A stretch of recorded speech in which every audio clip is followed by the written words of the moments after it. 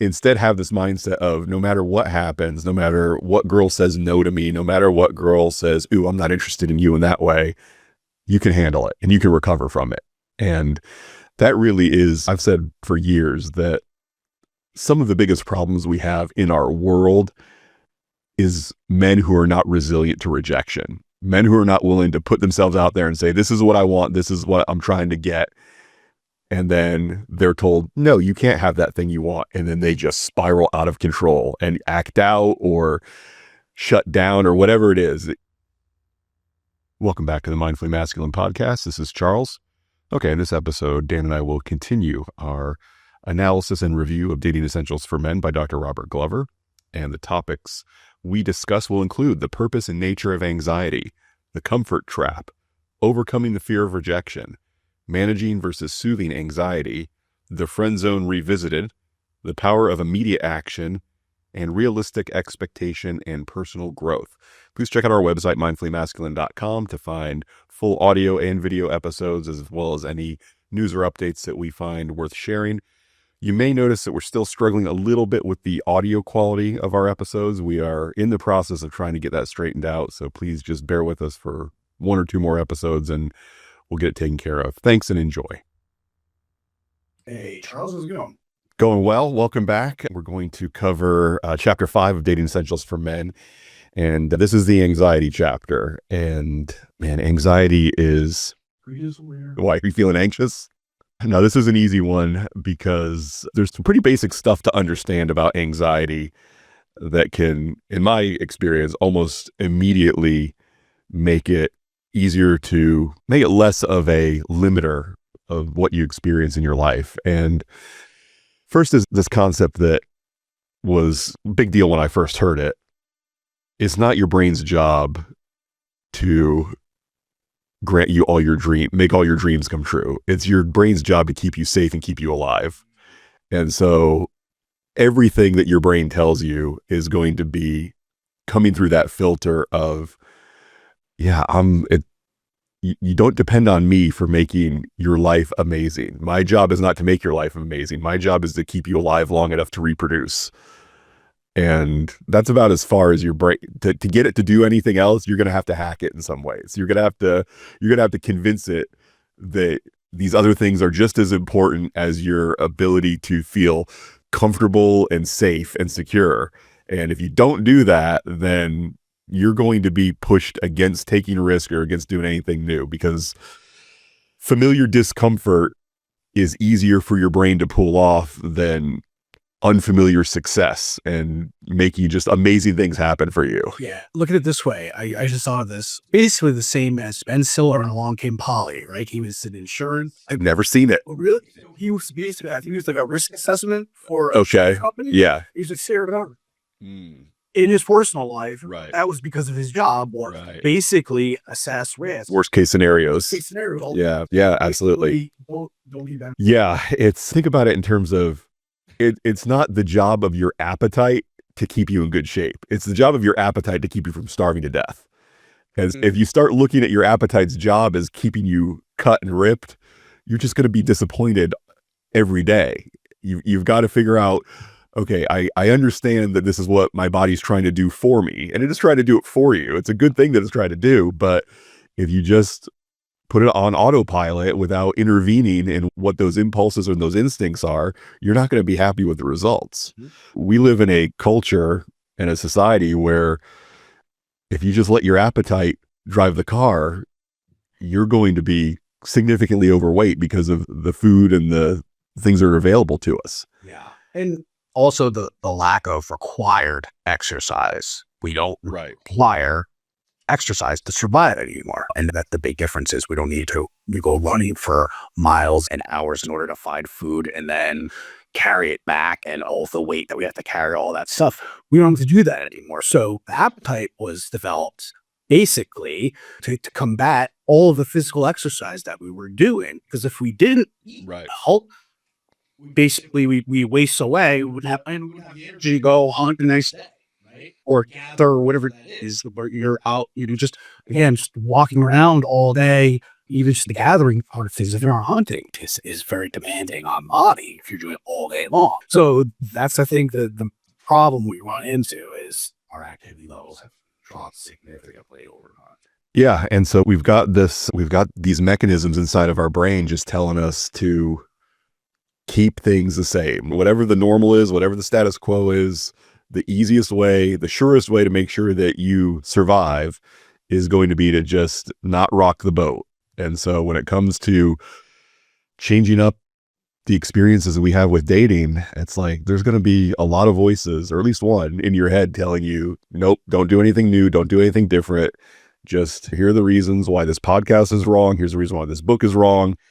Here are all the reasons why you should just keep doing what you're doing. And eventually maybe you'll get lucky and things will be better. It was like, no, you need to participate in your own rescue, as they say, where if you're just waiting for things to randomly change and get better, no, because even if something great happens to you randomly, your response to it is still going to be dictated by all these decisions you've been making on a daily basis. And you're going to squander that opportunity when it comes your way. Yeah.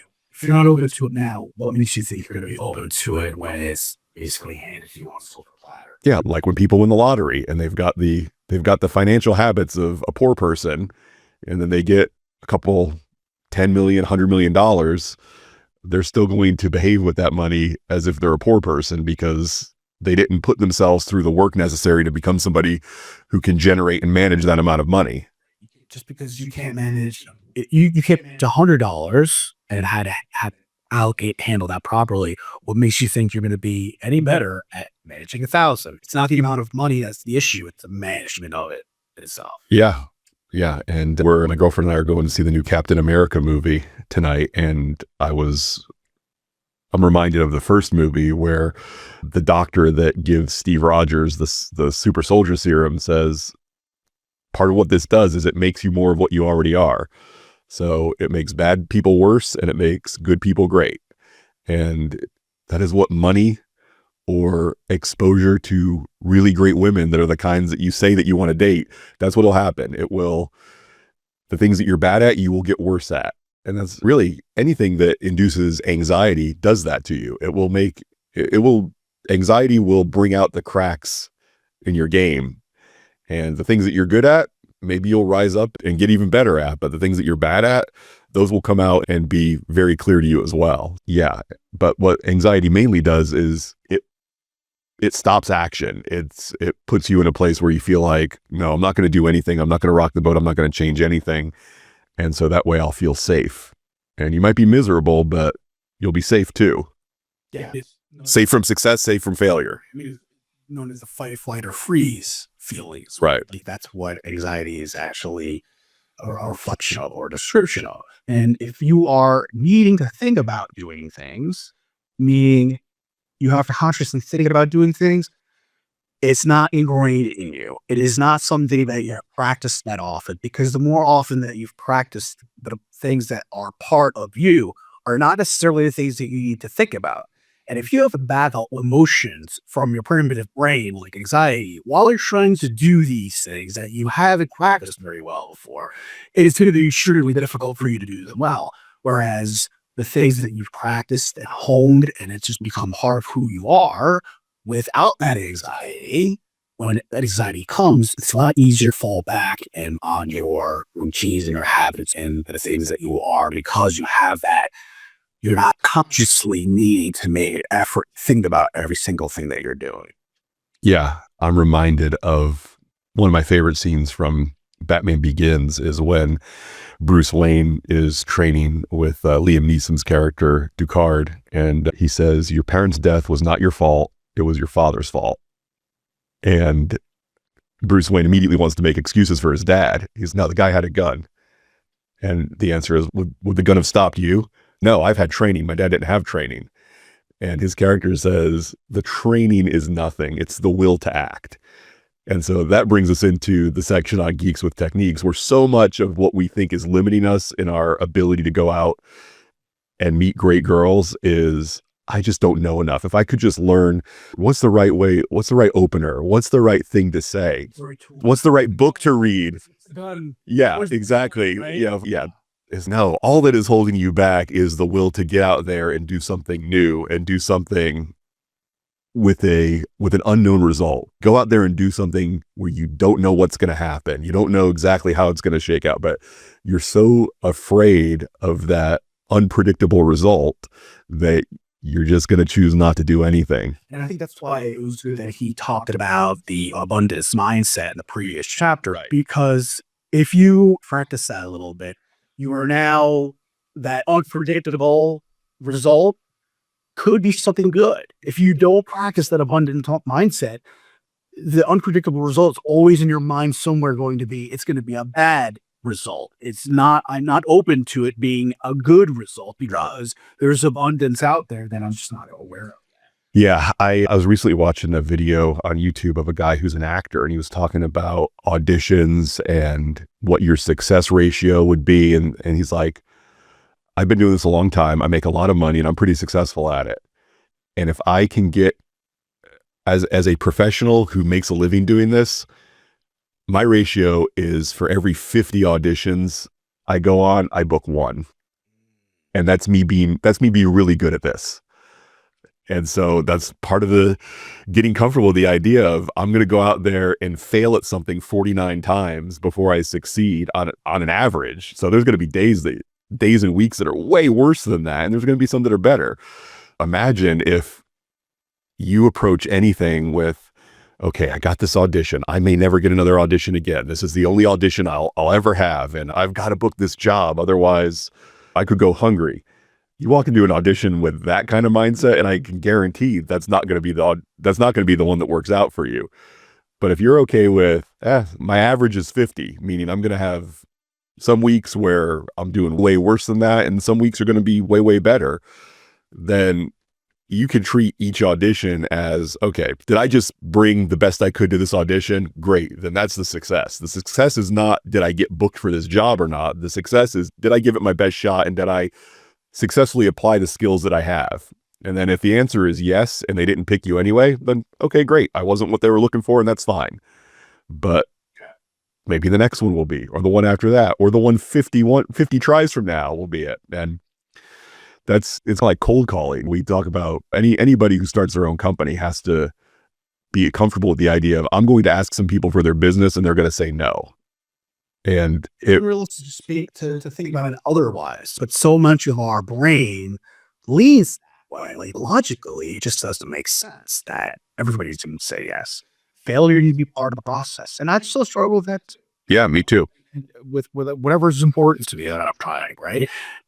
But it helps me to step back and just trying to get an idea of, hey, what's the realistic outcome here, and really just having that belief that it's not futile, right? Is that a success will come. You're just not exactly sure when it might be.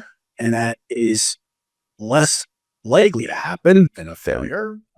Circumstance, the audition, but that will get better. And part of that is just the knowledge that, hey, this is a numbers game can be enough to tell you that, okay, if you expect everything to always work out for you, you're going to live a very disappointed life.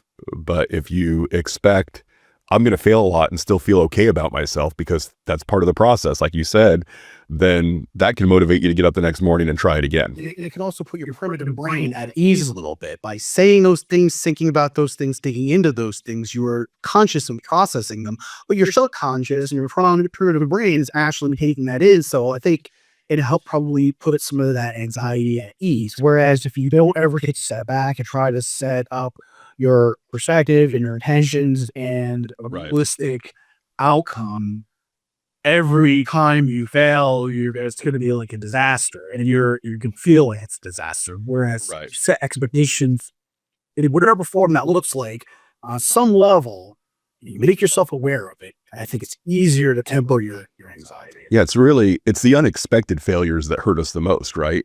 The ones where if we finish this podcast and both went over to the gym across the street and I was like, I'm going to try to deadlift 500 pounds.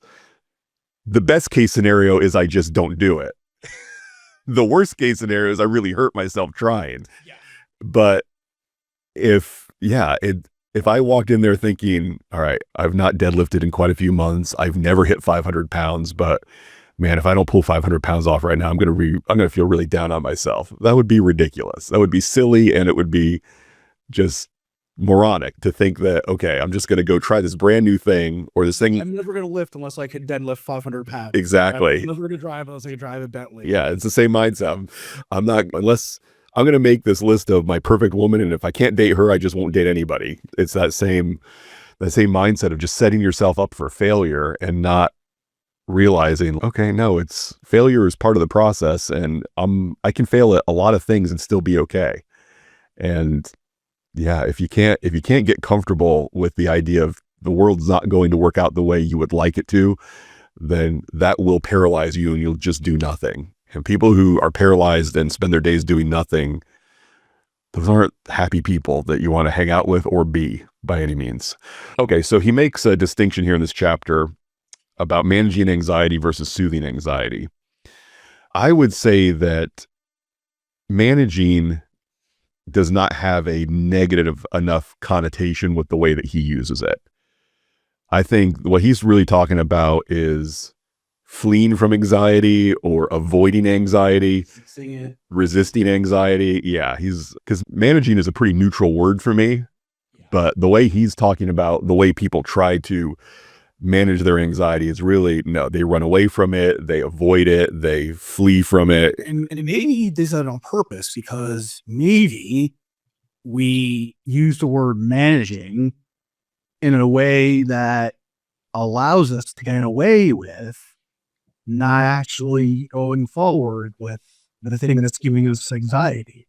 Oh, I'm not going to do this because, but I am managing my anxiety by doing this thing that's making me feel better. But the ultimate result is you're not doing what you ultimately wanted to do. But we're not feeling guilty about that, or we're not. Yeah, maybe. Because we're using these nice words like, oh, I'm managing my anxiety by doing these things, right? Instead of, and I'm pulling over that. Yeah, no, me too. I find that, just procrastinating, putting stuff that I say I want to do on the back burner. There's all kinds of ways to manage that anxiety. And as everyone called it, soothing. Exactly. Yeah. Saying, okay, I'm going to try this and I expect it to not go exactly the way that I want it to. And that's okay. I can handle it not going exactly the way that I want it to. The result of that is not going to be crippling to me by any means. It's going to give me the opportunity to refine, try again, refine, try again. So yeah, I definitely feel like, think of it not as managing your anxiety, but think of it as fleeing from your anxiety.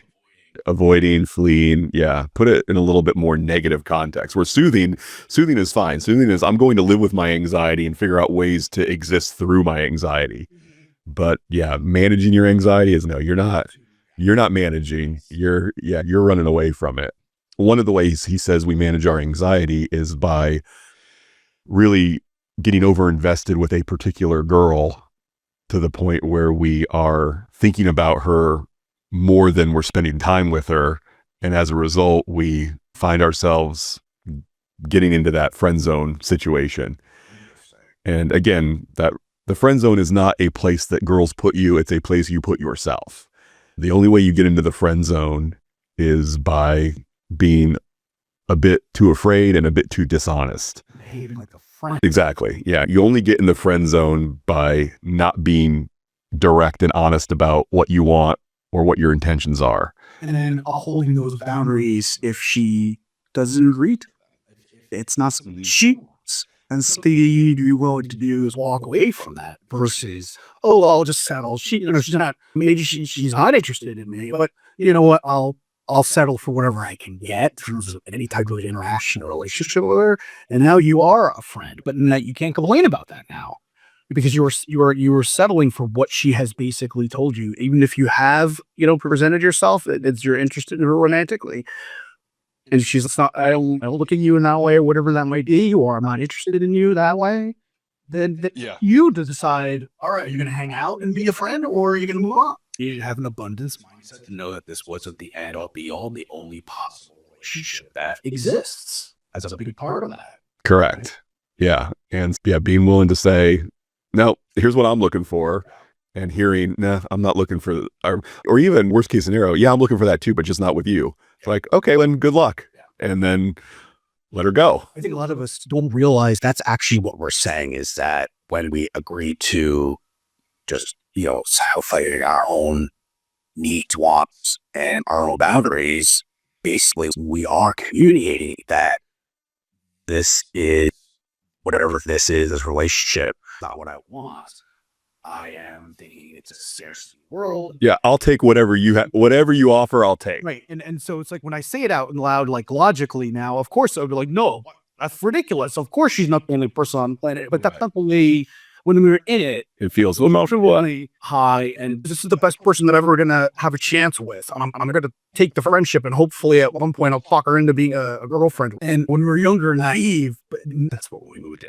And yeah, and hopefully, listen, there's going to be guys listening to this that are older and still in that mindset. And there's going to be guys listening to this that are younger and might be able to avoid a few of those years that you and I spent thinking that, yeah, the way to get that girl that we're crushing on is to just be her buddy and help her out and spend as much time with her when we can in any circumstance. And then maybe she'll eventually decide she likes us. No, that's not the way it works. And listen, I've been friends with girls and moved on from being their friend to being their boyfriend, but not when secretly becoming their boyfriend was the agenda, and not when I was hiding the fact that I found them attractive or interesting or whatever. It's, yeah, we're friends and we're not dating each other right now. You're an exciting, attractive girl to be around. And part of the reason I enjoy hanging out with you is because I find you attractive, but we're just friends, and that's fine. If you can honestly behave that way with a girl, then yeah, there's a chance that you might go from friends to something more.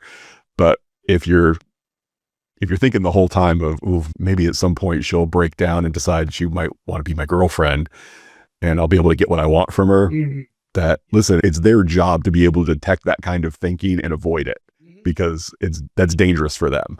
Spending time with guys who are not open and direct about what they want or what they're feeling is a danger to women. And so they are conditioned to look out for that, spot it, and they might keep you around in their orbit, but they're not looking at you as a viable romantic option if they, even on subconscious level, can detect that's what your agenda is. So it's best to say, hey, here's what I'm looking for. Here's what I'm interested in. Let them say yes or no. And if the answer is no, then okay, I wish you the best. I'm going to go find what I'm looking for with somebody else. And you have to overcome anxiety to be willing to say that. And you have to overcome scarcity thinking to be willing to say that. Okay, you're not interested in me. That's okay. Somebody else will be, and actually believe it and act as if you do believe it. Okay, he talks about changing your thinking. Again, this is more about SLBs going from, I can't take those big risks with anybody, or even those small risks. Limiting beliefs. Let's just, the SSB. Oh yeah, SLB stands for self-limiting belief. Yes, thank you. That's good. Instead, have this mindset of, no matter what happens, no matter what girl says no to me, no matter what girl says, ooh, I'm not interested in you in that way, you can handle it and you can recover from it. And that really is, I've said for years that some of the biggest problems we have in our world is men who are not resilient to rejection. Men who are not willing to put themselves out there and say, this is what I want, this is what I'm trying to get. And then they're told, no, you can't have that thing you want. And then they just spiral out of control and act out or shut down or whatever it is. The greatest skill you can develop is being able to be honest about what you want, be willing to work hard for what you want. And then when you don't get it, say, okay, I tried, it didn't work out this time. I'm going to come back and try again. And I can handle it. By Susan Jeffries, I think it is. Feel the fear and do it anyway. Yeah. And his simple mantra is, I can handle it. And yes, I've used that myself when I've been feeling overwhelmed with whatever it is, not even related to women, whether it's like a busy day for work or my schedule is ridiculous or something goes wrong. Like literally, I broke another freaking salt shaker. I had these glass grinders of a salt out on my kitchen table. I probably bought 5 of them already. And it's, I was not paying attention. I knocked it off and I still have rocks on the floor and it shatters everywhere. You always glass shatters on a pile. I just threw it all over the place. Yeah. I was like in a rush trying to do something else. And I just said, I can handle it. I'll have it off. I keep it up. And then I literally found pizza last morning. How long ago did it break? I believe it was like 4 days ago. Okay. You do. Yeah. Ready to have to finally got it. And regardless, now when things would really derail me and put me in a little bit of a fun, it's not the end of the world, but at the same time, it was just like just saying the mantra, I can handle it, do a little belly breathing to try to counter that nerves right then and there, and then having a laugh about it. it does wonders in terms of preserving the rest of your day in a good way. Yeah. And you can also buy plexiglass salt shakers. You know, what you thought about it, and I was just like, yeah, I can't. I got one glass for left because that now that we're using the salt, then yeah, that is coming next. It's like the plexiglass. Excellent. He does point out that the cure for anxiety, the best cure for anxiety, is just taking action. And when you feel like, hey, I think I might want to do this, don't even give yourself a chance to get to the, oh no, but what if? Just take action before that, oh no, but what if starts up. And he says 3-second rule. If you're having an interaction with a girl and you first think, hey, I think I'd like to, and not even, he will frequently say in this first half of the book, ask her out, ask for her number. But later on in the book, we'll learn more about testing for interest. And that's the thing. It's don't think I want to ask her out. I want to ask for her phone number. It's, I want to put something out there that gives her the opportunity to tell me if she's interested or not. And when you think of it as testing for interest, it feels a lot less cold approaching or try and pick up. It's no, I want to do something right now that will tell me if she's interested with going one level closer in this interaction. Very simple. The difference between that and the approach is you are basically the result that getting evaluated with the approach. Whereas if you're testing for interest, you basically set your mind and your intention that the test is whether she's interested or not, or interested in the proposal, whatever you're proposing, which is the answer, whatever you're proposing. Right. And then so shifting one step takes the pressure off of you being evaluated to something external for you. And that's so Right, exactly. It's, is she interested in the next level of interaction? Not, is she interested in me? And yeah, just being able to, and that's exactly, it's not, yeah, we're not trying to trick you into believing something that's not true. this isn't a hack. Right. No, this is actually just looking reality. Exactly. Just looking at this as what it really is, which is not, is she interested in me? Is she going to reject me? It's like, is she interested in another level of interaction? Yes or no? And if the answer is yes, then enjoy that additional level of interaction until you're ready to see if she's interested in the next level of interaction. And then when you get to a level that she's not interested in, just stay at the level that she is interested in. And then at some point, see, okay, we've been here for a minute now. Are you interested in the next level? And then she'll either be yes or no. And then, yeah, but it's not about you. It's about you're a factor in a big, complicated interpersonal interaction here. It's hard to remember that all the crazy things and all the things that are going on around you in your world, as it's also happening for her, and you give a concept of what those things are for her, and then never mind other external factors you're not even aware of. Yeah. So treat the situation like there's no reason to be anxious about when you test your pool and you get the little sample thing out and you have the red drops and the yellow drops to check the chlorine and the pH. Yeah, it's, oh no, this red is going to be a little too pink. Oh no, I'm so anxious about seeing what's going to happen. It's no, you're just doing that little experiment to see where your pool's currently at. And then that will determine what you do next based on keeping your pool nice and clean and healthy. That's it. It's not a big deal. It's nothing to be freaked out about. And that's the way you should appreciate or should approach your interactions with men, women, potential employers, whoever it is. Sales. Yeah, whatever it is. Just, I'm going to boil this down to the actual components that are making this interaction up and not this daydream that I have about how amazing my life could be if she says yes to going out with me. Brained with the thinking, right? That's where we get in trouble is we start ruminating and thinking about these things and making things up that don't exist. Right. So stop thinking, take action. Yeah, exactly. So here are the other ways he's got in this chapter to blast that dating anxiety, which is develop these good social habits. Expand your route every day, go places you don't regularly go and get around people. Ask people you don't know how their day is going so far. Men, women, children, etc. Skip the children. I don't care how a kid's day is going. It's none of my business. In the office, miss? Yeah, exactly. If you're hanging out with your friends and their kids are around, fine. Ask your kid as their kid how their day is going. But even that, it's like, I don't know. I feel like Dr. Glover occasionally will grant a little bit of a view into his own he's a little bit of a weird guy. And by saying men, women, children, etc., it's, oh, yeah, you're a little bit of an egghead. You're a little bit of a guy who puts this down and doesn't realize, no, that's a little weird. And then if you listen to his interviews, especially when he gets into some of the stuff about his relationship with his wife, how they met, how their sex life is, it's okay. He's got a lot of really interesting, good stuff to learn. And he's also a little bit of a weirdo, which we all are. But I'm sure I say stuff during this podcast where people are like, okay, that's a little weird. I'm not sure why Charles said that, but I don't get paid to write books. Yes. Make eye contact with and smile at people.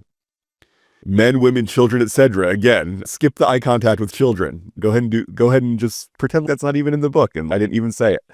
Every day start a conversation with someone you don't know, man or woman. Doesn't say children in this one. That's interesting. Get to rejection quickly. That's a good one, which is when you are interested in someone or not interested in them, but ask them for something that they're willing to say, no, thank you. I'm not interested in that. The tough part with that is asking someone to do something that you actually want to do. Because what if they say yes? Again, like I said in a couple episodes ago, ask some old person if they want to grab a coffee. You've got to actually be interested in having coffee with them and understand that, okay, I might get something out of this. But yeah, don't get somebody to reject you for something you don't want to do anyway, because then what if they say yes and you're stuck doing something you don't want to do? He even says in a book that when he was running this as a workshop, Yeah, they wouldn't get enough no's. rejection within a week. Yeah, you ask people to do something and they'll say yes. Yeah, you have to figure out a way to do this in a somewhat authentic and... But I mean, you look, they say yes, and that's great because it shows you real world evidence that people are looking to say yes to you. And your previous thing maybe. Feed your fear, do it anyway. Feel your fear, do it anyway. Lean into anxiety. Don't give up. Don't let one bad experience inhibit you. Don't take one woman's rejection as proof that the whole world wants to reject you. Keep at it until it feels second nature. Most important, have fun.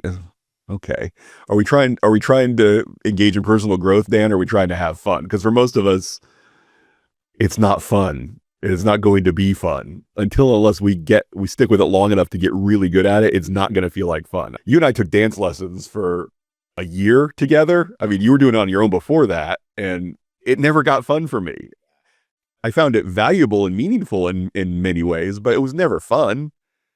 It wasn't miserable, and it was something I felt was giving me benefits, but whether or not something's fun is not a good barometer of whether you should keep doing it in a lot of cases. It depends on, the payoff, what you think it is. Yes. You might need to try to be open to it being enjoyable and fun so you can relax a little bit more. But there's a lot of things I have to do for work that certain parts of my job will never feel like fun. Sure. But I'm going to do them anyway. Yeah. And trying to turn into a person that is more social and less enslaved to their anxiety, it's not going to be fun. You may look at it down the road and think, man, I'm so glad that I did that because now I've got a different kind of life because I put in the time, did the reps to make this feel okay. But yeah, in a lot of ways, stretching your interpersonal skills, looking at it as fun, I think the people who do it naturally, they do enjoy it. They don't need this book though. It might be a good idea to be open to possibility that this will be fun. Fun things could You happen. have to need to get it. Right. You just need to understand it. I really think it's important. Otherwise, you're never going to be, is that you're training you to bring in these skill sets so that it becomes hard to you. Yeah. Become not afraid to talk to people and engage them. And very fun things can happen along the way. But the idea of whenever I hear somebody trying to coach me through anything that is difficult and their response, just have fun with it.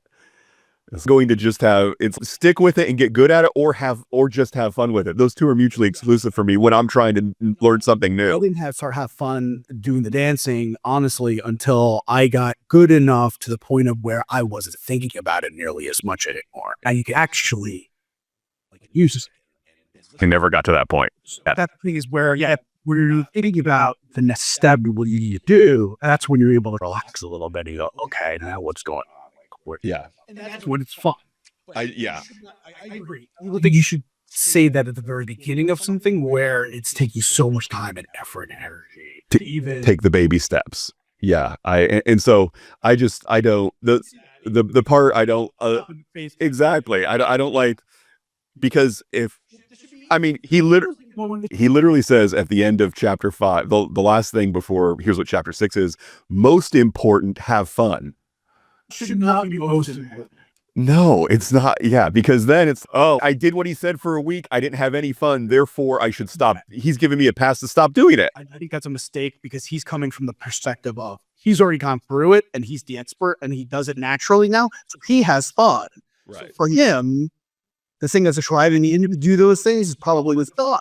Right. You aren't at his level. So I think it was a mistake for him forgetting who he was talking to. Yeah, most important, have fun is a platitude for sure, and a cliche. And it's something that you say when you haven't really thought out what you mean to say. And so shame on Dr. Glover for putting most important, have fun at the end of this list. Because yeah, we have to and should do plenty of things in our lives where having fun at doing it is not the most important thing. It's more like check in with yourself and realize that this is a meaningful pursuit and you're going to get something out of this that is extremely valuable, and then keep doing it. But yeah, there will be moments of anxiety and moments of fun along the way, and it's worth it to keep going. It'd be better for him to say, look back at what, even if you are perfect doing this, look back and measure backwards and look at what you have done that you didn't do in the past. Yeah. And be afraid to feel good about that. The pat yourself on the back for those accomplishments, even if they don't feel like they're huge. Yeah. Something that feels impossible today can feel fun down the road, but it's not going to be. Yeah, you're not there yet. And yeah, it will be a nice stretch down the road before it feels that way. So just keep that in mind, and keep that in mind with anything new that you're trying to learn, whether that is riding a unicycle, going to the gym, talking to girls, whatever it is. It's like, when you're really bad at it, just getting started, and you're failing all the time, then at some point you'll see a little bit of success, and you should take stock of that and feel good about it. But you won't be able to describe your practice as fun until you start getting good. And part of I think there's a lot of value in the take action so you don't feel that anxiety anymore, get rid of the anxiety. Most of the time, I've been in situations where about something, anxiety about it, actually doing it. Oh, it wasn't. You all said it. Sure. And then it's because you are actually doing the thing, taking action, Right. and anxiety. And that is always less troublesome than what we think it's going to be, because our brain goes to extremes ahead of us. So knowing and everything you do actually hate the action, it's going to be truth. And then let that be your marker to go, okay, well, this is clearly an advert in my thought. Yeah. Yeah, I'm thinking back to when he said a couple chapters ago, when he talked about the salsa class, where he signed up for either 3 times or 5 times before he actually showed up. Imagine if he was told the first time that he bailed on the class, why didn't you go? Just have fun. Just go and have fun. Apparently it felt impossible for him to walk through the door and actually take the class. So Yeah. just have fun would not have been advice that was useful. Fun thing to do. No, exactly. Like I already know what's fun and what's not fun, and I'm choosing not to do the thing that I know is not going to be fun.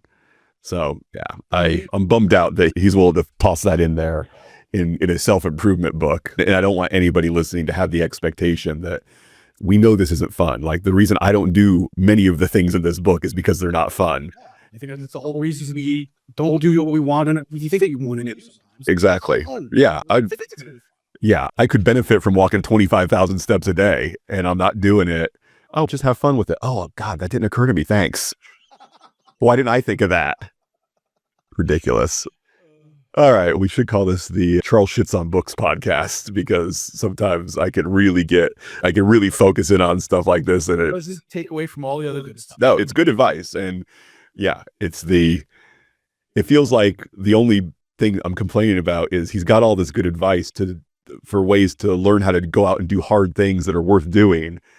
And then it's, ooh, I realize I'm telling these people to do some really hard things that are not going to be fun when they first try it. So I better tell them to just have fun with it. No, that's I wouldn't want the editors put that in there. maybe, yeah. Or did take it out. Either way, it's in there and it should. The editor is having fun with the book. Yeah. Feel the fear, do it anyway, and don't expect it to be fun. So that could be the title of her book. All right. We're good for now, Dan. Thanks very much. We are right at our end time, and we will stop now and come back next week with chapter 6. Take it easy. All right. Thanks again for listening to a complete episode from start to finish. We certainly appreciate it.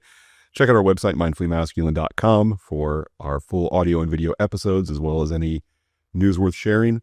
And we'll talk to you next time.